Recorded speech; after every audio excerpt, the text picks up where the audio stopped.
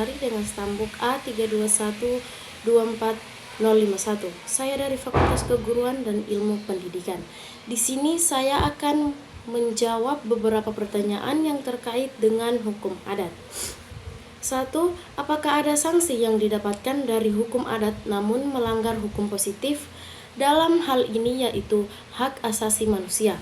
Jika memang ada, tolong berikan cara penyelesaian konflik ini yang kiranya seimbang antara keduanya. Jawaban saya, ya, ada kemungkinan sanksi hukum adat melanggar hukum positif, khususnya hak asasi manusia. Hukum adat yang merupakan sistem hukum tradisional yang berkembang di masyarakat tertentu terkadang memiliki sanksi yang tidak sesuai dengan norma-norma hak asasi manusia. Contoh, tradisi potong jari di suku Dani di Papua. Tradisi ini dianggap melanggar hak asasi manusia karena merugikan fisik dan mental seseorang. Cara menyelesaikan konflik antara hukum adat dan hukum positif yang melanggar HAM membutuhkan pendekatan yang seimbang. Berikut beberapa cara penyelesaiannya. 1. Dialog dan negosiasi. Mendorong dialog antara masyarakat adat dan pemerintah untuk mencari solusi yang saling menguntungkan. 2. Pengembangan hukum adat. Membantu masyarakat adat untuk mengembangkan adat mereka agar selaras dengan prinsip-prinsip HAM. 3. Ada pendidikan dan sosialisasi. Meningkatkan kesadaran masyarakat adat tentang hak asasi manusia dan pentingnya menghormati hak-hak individu. 4. Penegakan hukum. Penerapan hukum positif secara adil dan konsisten untuk melindungi hak asasi manusia, namun dengan tetap menghormati nilai-nilai budaya dan tradisi. 5. Ada mediasi. Memanfaatkan pihak ketiga yang netral untuk memfasilitasi dialog dan mencari solusi untuk diterima kedua belah pihak.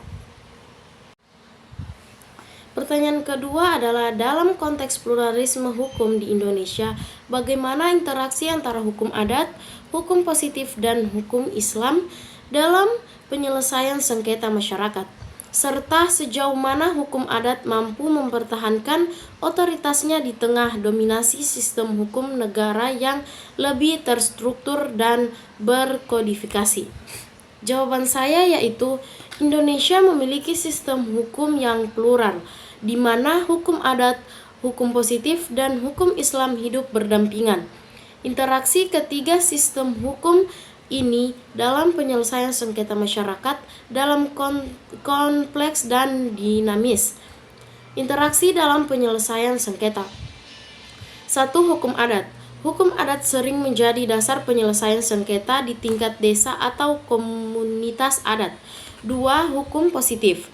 Hukum positif yang terstruktur dan berkodifikasi menjadi dasar penyelesaian sengketa di tingkat pengadilan. 3. Hukum Islam. Hukum Islam diterapkan dalam penyelesaian sengketa yang melibatkan umat Islam, terutama dalam hal keluarga, waris, dan perjanjian. Otoritas hukum adat di tengah dominasi hukum positif. Hukum adat menghadapi tantangan dalam mempertahankan otoritasnya di tengah dominasi hukum positif. Struktur dan kodifikasi hukum positif memiliki struktur yang lebih terdefinisi dan terkodifikasi, sehingga lebih mudah diterapkan dan dipahami. Selanjutnya, penegakan hukum.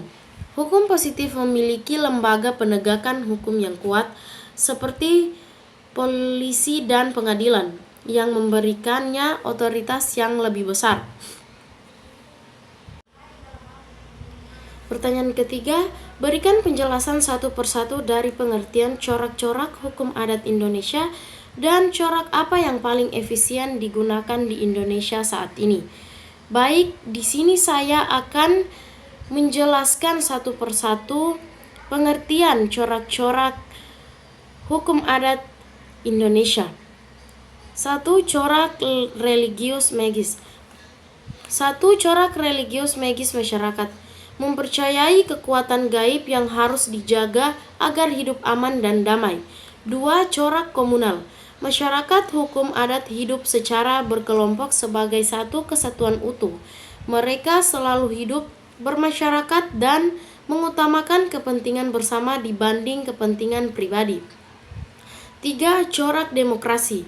Masyarakat adat akan selalu menyelesaikan segala hal dengan kebersamaan, mengutamakan musyawarah serta perwakilan di pemerintah. 3. Corak kontan atau tunai. Aturan hukum harus segera dilaksanakan dan tidak boleh ditunda, menekankan pada kepatuhan dan ketaatan langsung terhadap aturan. 5. Corak konkret. Aturan hukum harus dinyatakan dalam bentuk denda berwujud janji atau perjanjian harus disertai tindakan nyata.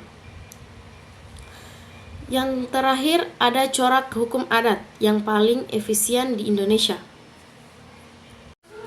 Selanjutnya yaitu pertanyaan keempat, bagaimana peran negara dalam memastikan bahwa hukum adat tetap dihormati tetapi tidak bertentangan dengan konstitusi dan hukum nasional? Baik, jawaban yang saya dapatkan yaitu negara memiliki peran penting dalam memastikan bahwa hukum adat tetap dihormati, namun tidak bertentangan dengan konstitusi dan hukum nasional. 1. Ada konstitusi. Undang-Undang Dasar 1945 Pasal 18B secara tegas menyatakan bahwa negara menghormati dan mengakui hukum adat serta hak-hak masyarakat hukum adat.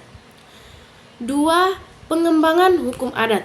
Negara mendukung pengembangan hukum adat agar selaras dengan prinsip-prinsip hak asasi manusia dan hukum nasional. 3. Lembaga penegak hukum. Negara memastikan bahwa lembaga penegak hukum seperti polisi dan pengadilan memahami dan menerapkan hukum adat dalam penyelesaian sengketa, terutama di wilayah adat. 4. Ada peningkatan kesadaran. Negara melakukan pendidikan dan sosialisasi kepada masyarakat tentang pentingnya menghormati hukum adat dan hak-hak masyarakat adat. 5. Yaitu evaluasi berkala. Negara melakukan pemantauan dan evaluasi secara berkala terhadap pelaksanaan hukum adat dan efektivitas kebijakan yang terkait dengan hukum adat.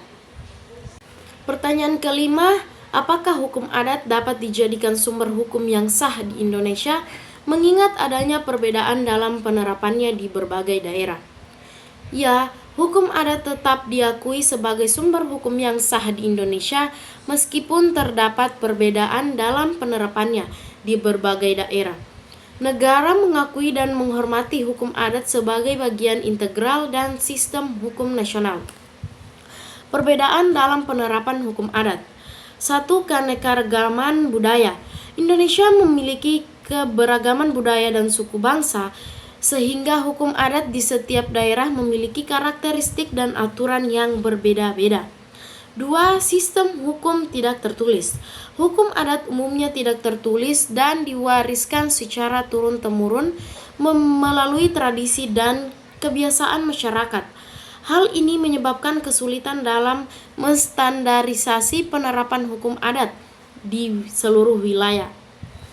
3. Konflik dan hukum nasional. Terkadang hukum adat dapat bertentangan dengan hukum nasional, terutama dalam hal pemanfaatan sumber daya alam. Pertanyaan terakhir yaitu pertanyaan ke-6, apakah hukum adat masih relevan dalam masyarakat modern yang semakin kompleks saat ini?